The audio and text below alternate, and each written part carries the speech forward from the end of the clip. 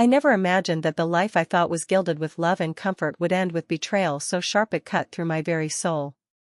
In my first life, I was the perfect wife on paper, young, well-educated, and heir to my father's vast estate, a sprawling empire of companies, properties, and assets I barely understood because I was too blinded by the thrill of romance.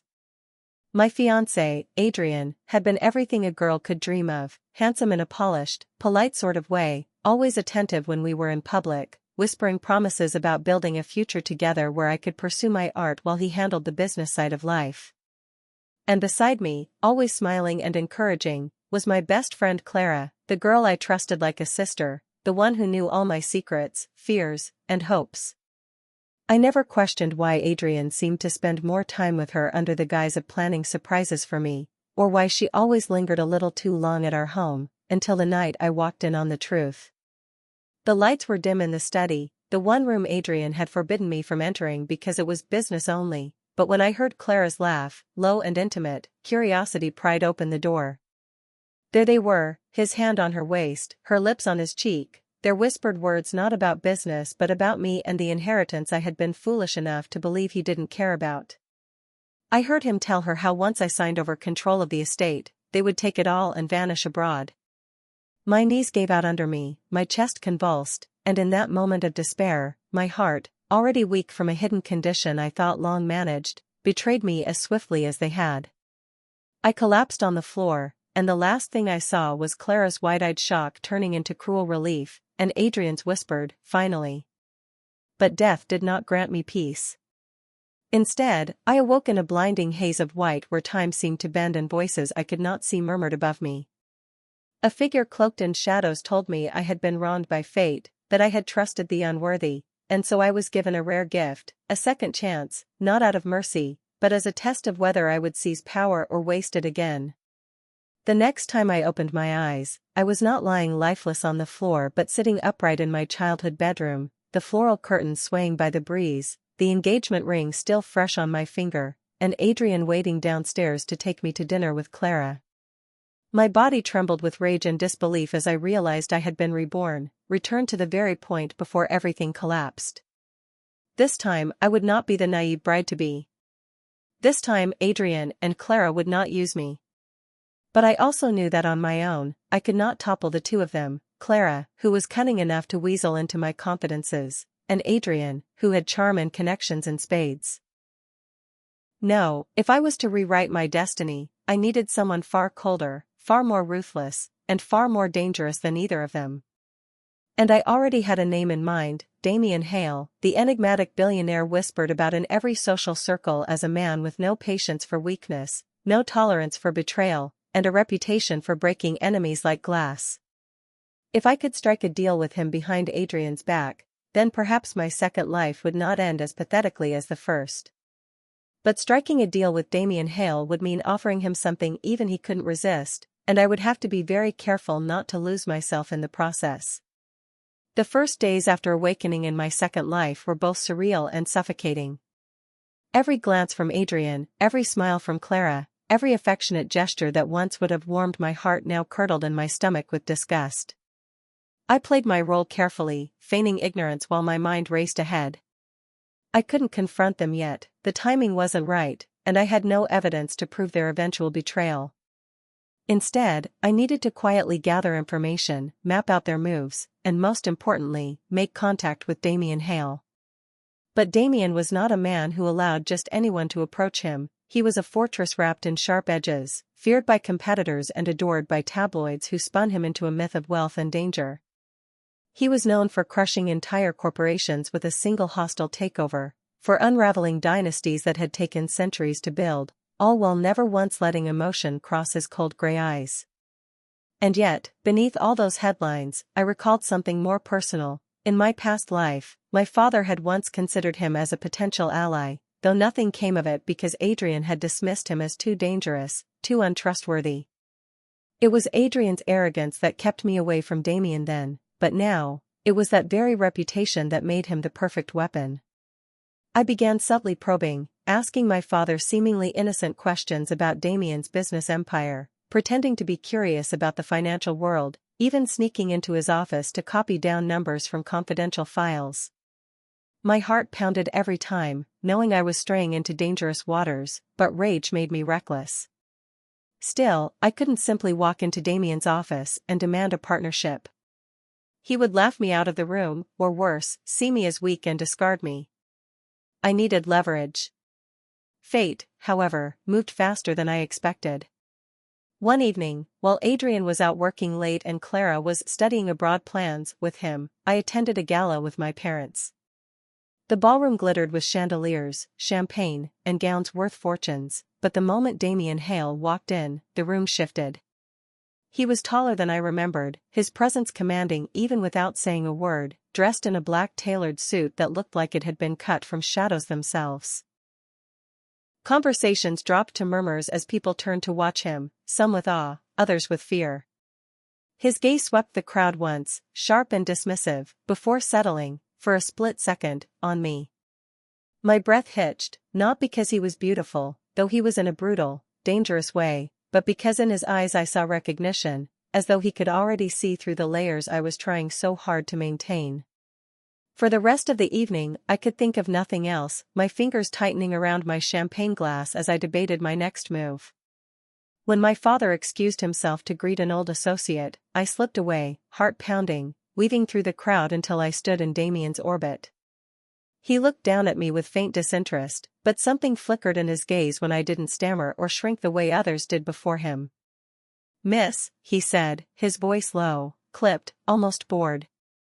I forced my lips into a smile, tilting my head as though I were just another socialite looking for conversation, though inside my pulse was a drumbeat of fear and determination.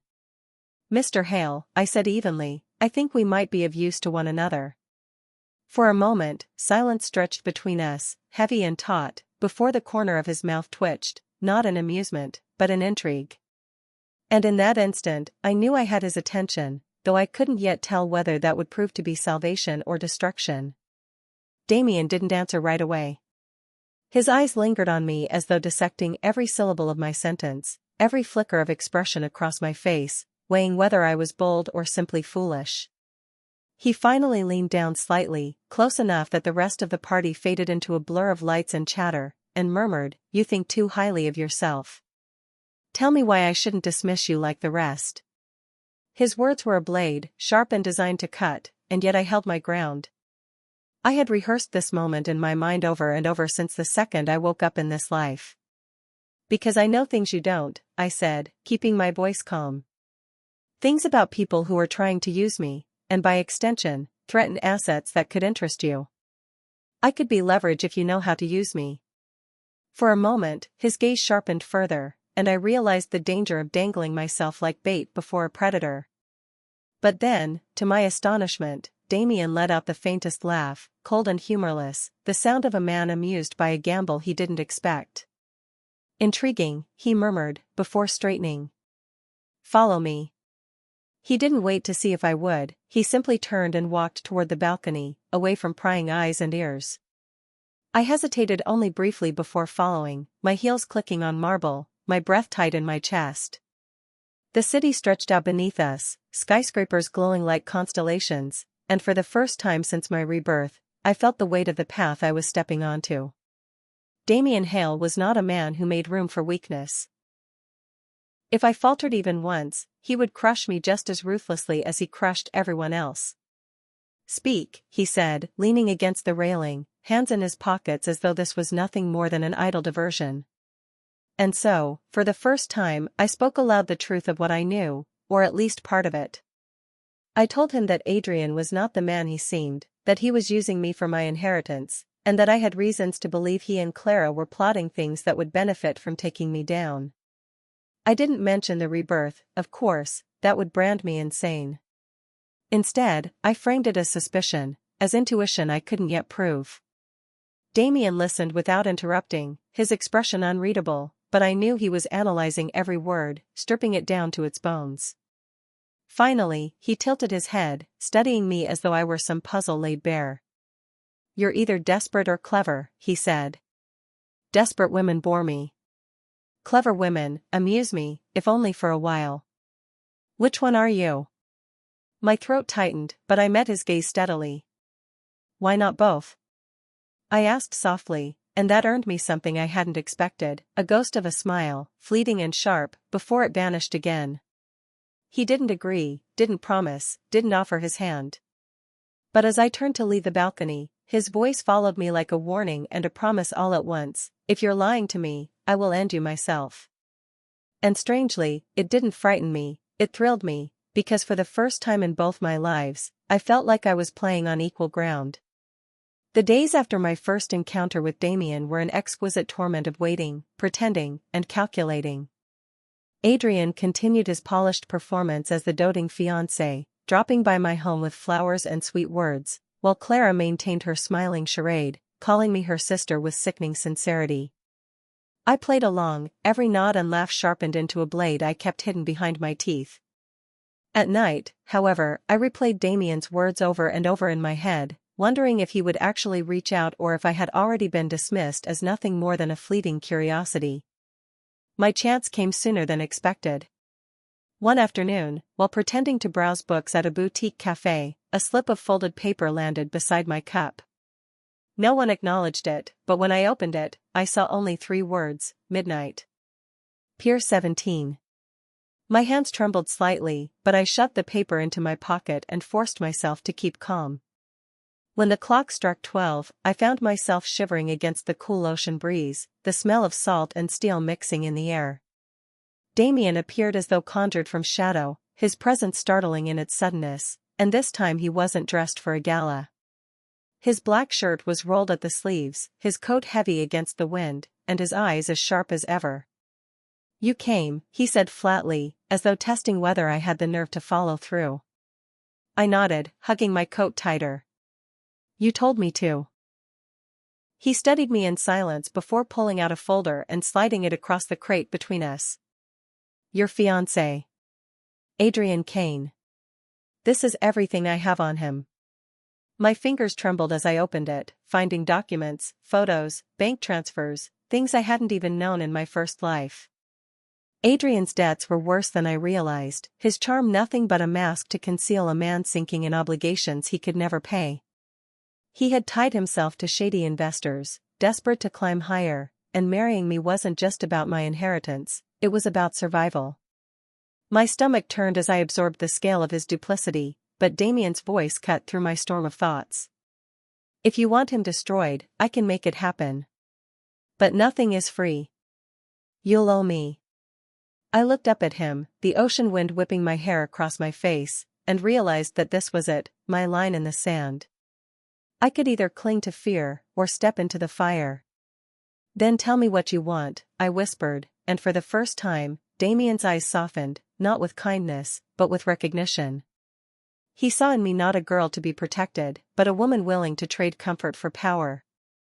And in that moment, though neither of us said it, our fates began to entwine. Damien's terms weren't simple, nor were they merciful.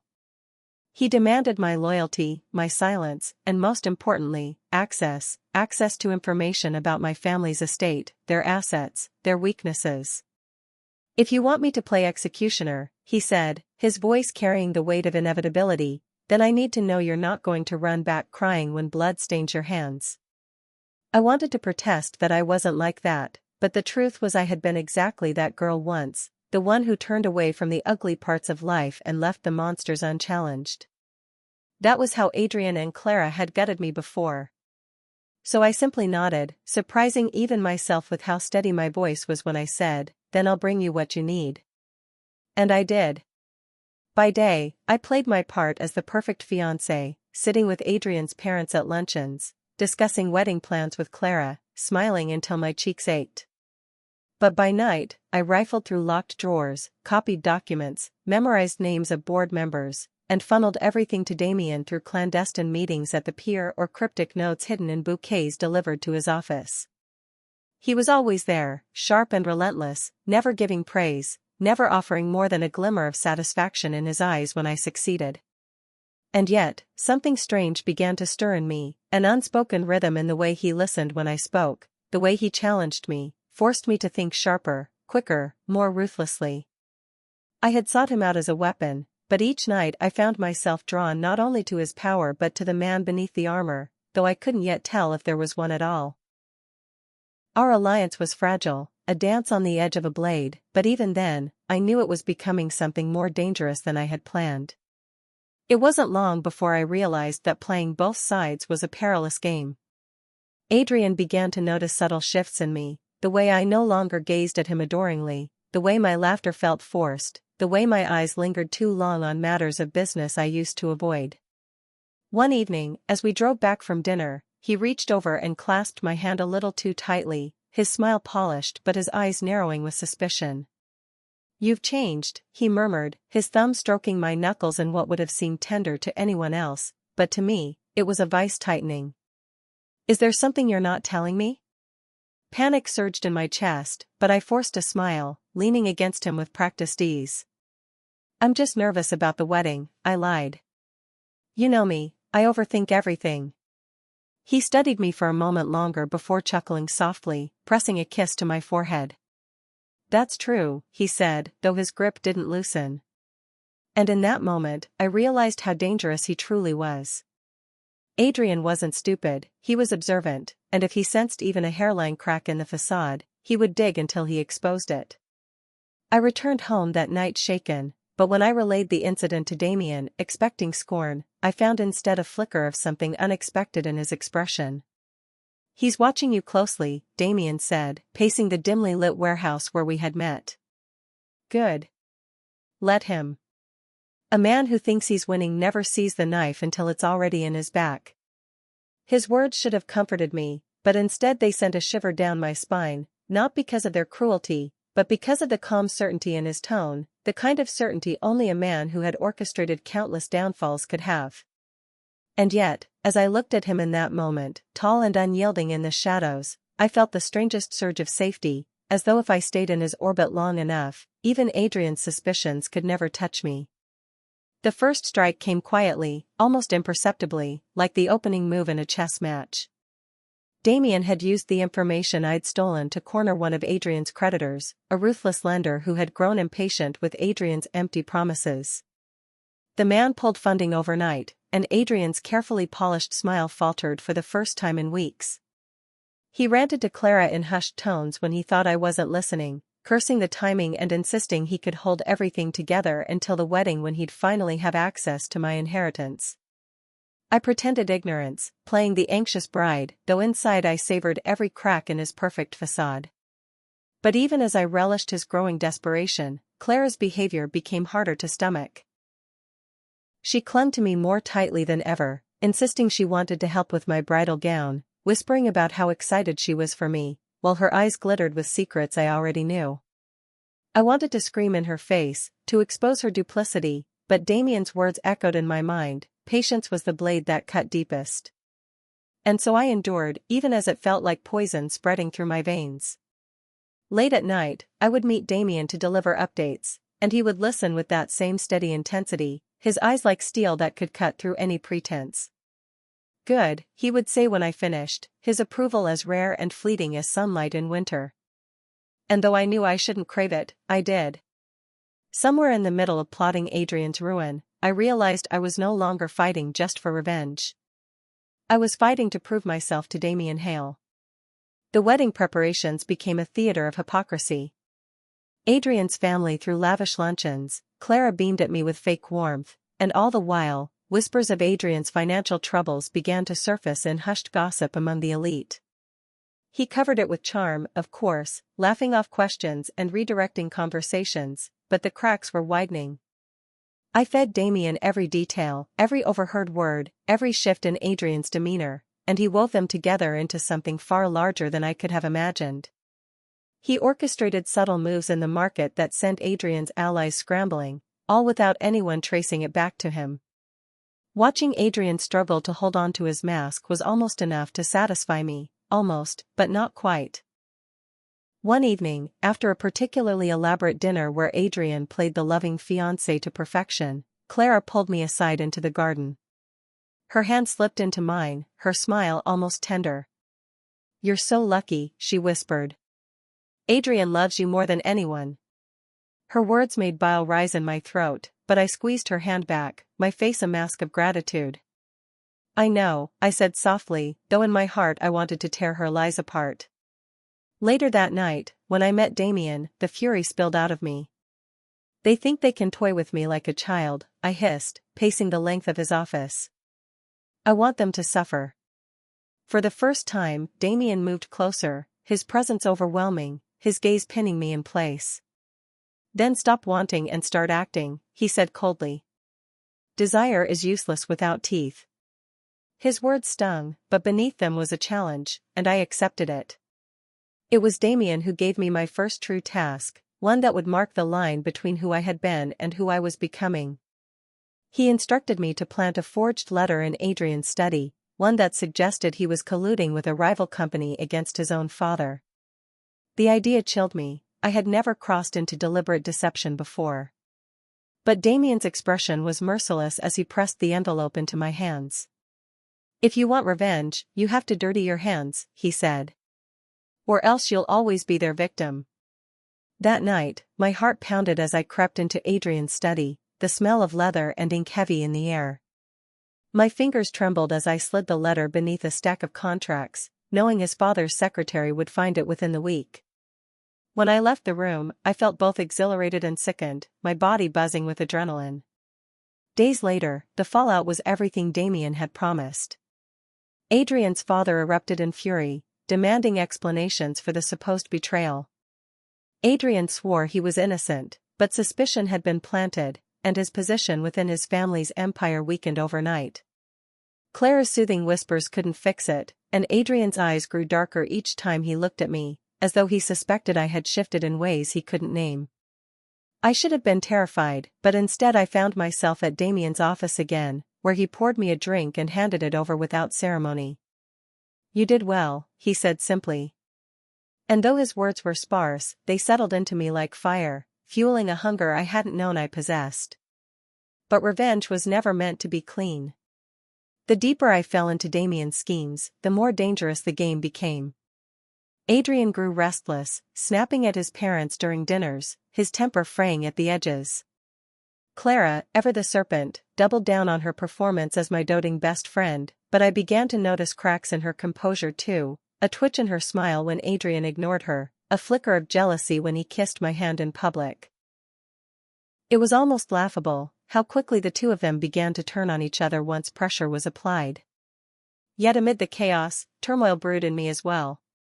There were nights when I lay awake, wondering if I was losing myself, if I was becoming just as ruthless as Damien.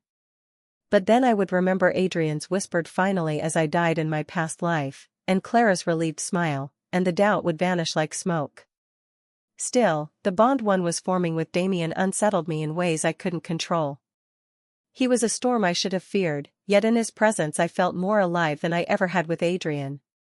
He pushed me, sharpened me, forced me to face truths I had once buried beneath naivety. And though his touch remained absent, his gaze lingered longer now, his words carrying an edge of something almost personal. It terrified me, because I had sworn I would never again lose myself to love. But with Damien Hale, it wasn't love that scared me. It was the possibility that I could come to crave his ruthlessness as much as his power. The storm broke sooner than I anticipated. Adrian, once a man who prided himself on composure, began to spiral under the weight of suspicion and financial ruin. I caught him one evening pacing his study, his tie loosened, his voice hoarse as he barked into the phone at Clara. "You don't understand," he snapped. "If I don't marry her soon, I'll lose everything. Tell me you're not losing your nerve now." I stood frozen in the hallway, my heart hammering, the bile of betrayal rising fresh in my throat. Even now, even in this life, he spoke of me as nothing more than a means to an end. I wanted to burst in, to scream that I knew everything, but Damien's lessons held me back. Revenge was patient. Revenge was slow. When I met Damien later that night, I recited Adrian's words verbatim. He leaned back in his chair, hands steepled, eyes glinting like cold steel. "Good," he said simply. "He's desperate. Desperate men destroy themselves faster than any enemy could." But then his gaze lingered on me longer than usual, his voice quieter when he added, "Be careful. Desperation makes men unpredictable. If he suspects you, he'll strike before you're ready. That warning haunted me, not because I doubted my ability to act, but because I knew Damien was right. Adrian had already started to look at me differently, with eyes that searched too deeply, as though he could sense the poison I was pouring into his cup. My chance to tip the scales came during a charity gala hosted by Adrian's family. Clara, radiant in a gown of shimmering silver, glued herself to my side all evening, as though afraid to let me slip away. Adrian played the role of dutiful fiancé, but beneath the smile I could see his tension, the twitch in his jaw, the way his grip on my waist was a fraction too tight.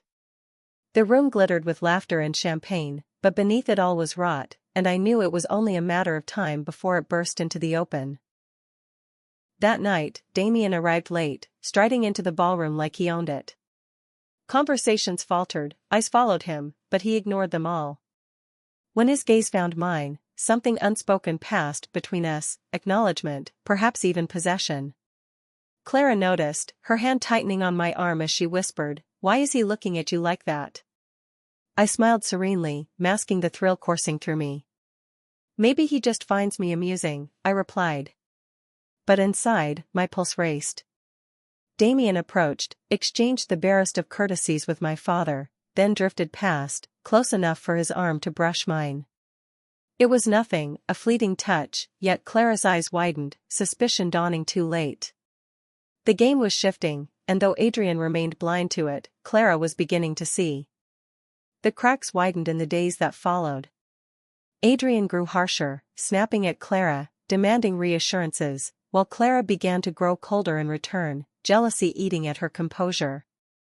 It was delicious to watch, yet dangerous too, for the closer they came to unraveling, the more I had to maintain my facade. At night, Damien and I worked tirelessly, pulling strings, manipulating markets, whispering in the ears of the powerful until Adrian's foundations shook beneath him. But in between the strategies and the stolen documents, something else began to happen, something I had never expected. Damien would linger after our meetings, offering me a glass of wine, asking questions not about Adrian or Clara, but about me. What I wanted. What I feared. At first, I answered cautiously, unsure if it was another test. But one night, when the city lights glowed behind him and exhaustion had worn down my defenses, I confessed the truth of my first life, how I had died, how I had been betrayed, how I had been given this second chance. The words spilled from me like blood, and when I finished, I braced myself for scorn. Instead, Damien was silent for a long time, his gaze steady, his expression unreadable. Finally, he said, "Whether it's madness or truth, it doesn't matter. What matters is what you do with it." And in that moment, something shifted between us, subtle but irrevocable. He wasn't just my ally anymore. He was becoming something far more dangerous. It was Clara who made the next move, perhaps sensing that the ground beneath her was crumbling. She invited me to tea one afternoon, her smile brittle, her eyes sharp. "You've been distant lately," she said sweetly, pouring me a cup. "Is everything all right? You can tell me anything, you know." Her words might have fooled me once, but now they dripped with suspicion. I sipped the tea, forcing a smile. "I've just been busy with wedding preparations. You know how it is." Clara tilted her head, her smile never faltering, but her gaze flickered with something colder. "You've changed," she murmured. "You used to trust me with everything." I wanted to laugh at the irony, but instead I reached across the table, squeezing her hand. "I still do," I lied. That night, I told Damien what had happened, and he gave me a look that was both warning and promise. "She's starting to see you," he said. "Which means she'll try to act before you're ready. Let her. We'll make her desperation her undoing." His hand brushed mine briefly as he handed me another folder, and the contact sent a shiver down my spine. It was fleeting, unintentional perhaps, but it lingered with me long after I left his office. Clara thought she was tightening her grip on me. In reality, she was already slipping, and Damien was the hand pulling me free. Clara's unraveling came faster than even Damien predicted. She began appearing at my house uninvited, bringing gifts, insisting on helping with every trivial detail of the wedding, her smile stretched too thin. Adrian, meanwhile, grew more agitated, snapping at her in ways that were impossible to ignore. One evening I overheard them in the garden, their voices sharp. "You promised me," Clara hissed, her tone venomous. "You said once she signed, we'd leave together." Adrian's reply was cold, crueler than I remembered. "And if she doesn't sign? What then? You think I'll throw away everything for you?" The silence that followed was telling, Clara's ambitions colliding with Adrian's selfishness. For the first time I saw the cracks forming not just in their scheme but in their alliance, and it thrilled me. Later that night, I repeated every word to Damien, who leaned back in his chair, a smile ghosting across his lips. "Perfect," he murmured. When allies fracture, they turn on each other faster than any enemy could. But what unsettled me was not his satisfaction, it was the way his gaze lingered on me afterward, softer, almost contemplative, as if he saw not just a pawn in his game but a partner. That thought both exhilarated and terrified me. The next stage of Damien's plan was more dangerous than anything before. He wanted me to maneuver Adrian into signing a contract that would bind him to a deal he couldn't possibly fulfill, a contract Damien himself had crafted with enough hidden snares to ensure Adrian's ruin. My role was to present it innocently, as though it were just another document from my father's estate needing his review. The risk was immense. If Adrian sensed my duplicity, he could destroy me before Damien had the chance to intervene. My hands trembled as I slid the papers across Adrian's desk, watching his eyes skim the pages. For a moment, I thought he would see through it. But his arrogance, his desperation, blinded him. He signed without hesitation, pressing his pen so hard the ink bled into the paper. I forced a smile, my heart racing, excusing myself quickly before he could sense my fear. That night, when I handed the signed contract to Damien, his expression didn't change, but his eyes gleamed with triumph. "You've done it," he said quietly. "You've delivered him to me." And then, in a gesture so unexpected it stole my breath, he lifted my hand and pressed the faintest kiss to my knuckles. It was nothing, a fleeting touch, but it burned into me like fire, a promise of something I wasn't ready to name. Adrian's downfall began subtly. His father discovered inconsistencies in his accounts, investors pulled out of projects, and rumors spread through the business world like wildfire. Adrian lashed out at everyone, his family, his associates, even Clara, whose reassurances rang hollow. He grew paranoid, demanding to know if I had spoken to anyone, searching my eyes for answers I never gave. The closer he spiraled toward ruin, the more dangerous he became. One night, after a particularly volatile argument with his father, he stormed into my room, his face twisted with rage. "You're hiding something from me," he growled, grabbing my arm hard enough to bruise.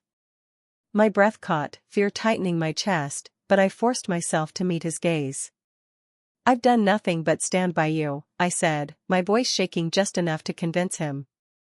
He released me with a snarl, storming out, but the bruise on my skin throbbed long after.